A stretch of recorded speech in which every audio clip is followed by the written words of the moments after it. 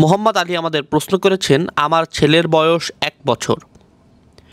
কিছু খাওয়াতে গেলে বা খাওয়ানোর পর বমি করে, আগে যা খাওয়ানো হয়েছে তা সহ বের করে, এটা করণীয় কি?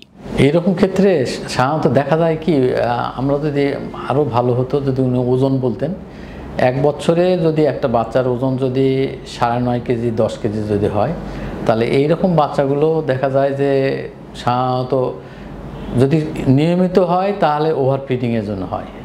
যা খাবার দরকার তার তুলনায় বেশি যদি দিয়ে আমরা যদি এক্সপেকটেশন মনে করি যে বাচ্চার খাওয়া কম হয়ে গেছে, কিন্তু বাচ্চার কিন্তু যতটা দরকার সে নিয়ে নিছে, তারপরে যতটা বেশি দিতে চাইলেই কিন্তু বমি হবে।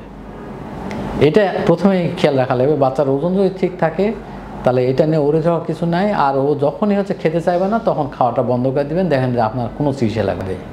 আমাদের এক্সপেকটেশন বেশি থাকে সবসময়। আমরা মনে করি যে বাচ্চা, আমি অ্যাডাল্ট, আমার মতো কিন্তু সে খাবে না, ওর একটা চয়েস আছে।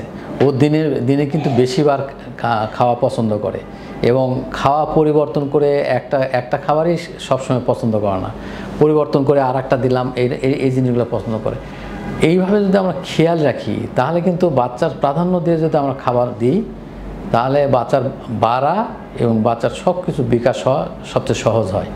আর আমি কোনো সময় ফোর্স করে খাওয়াবো বা খাওয়াতে চাই তাহলে কিন্তু একটা নেগেটিভ অ্যাটিটিউড বাচ্চার গ্রো করে। এটা আমি করব না।